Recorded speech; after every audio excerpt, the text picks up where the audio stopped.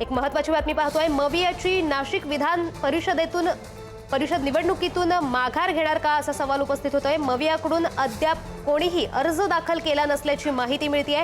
ठाकरेंच्या शिवसेनेकडून वसंत गीते आणि अनिल कदम इच्छुक असल्याचं कळतंय। थोड्याच वेळात ठाकरेंच्या शिवसेनेची पत्रकार परिषद होणार आहे। माघार घेतल्यास मविया कुणाला मतदान करणार याबाबत उत्सुकता आहे। तर या संदर्भात अधिकच्या अपडेट्स देतात आमचे प्रतिनिधी किरण ताजने। किरण, एक अपडेट समोर येते।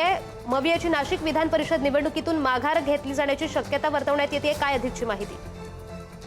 जवळपास 30 मिनिटं उरलेली आहेत आणि अशा सगळ्या परिस्थितीमध्ये महाविकास आघाडीकडनं कुठल्याही पद्धतीचा उमेदवारी अर्ज जो आहे तो या विधान परिषद निवडणुकीसाठी दाखल झालेला नाहीये।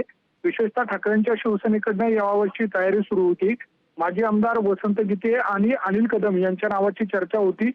दोघांनी अर्ज घेतल्याची माहिती मिळालेली होती आणि अशा सगळ्या परिस्थितीमध्ये अवघे काही मिनिटं शिल्लक राहिलेले असताना सुद्धा कुठलाही अर्ज दाखल न झाल्यामुळे महाविकास आघाडीने या निवडणुकीतून माघार घेतली का अशा स्वरूपाचा सवाल या निमित्तानं उपस्थित होतोय।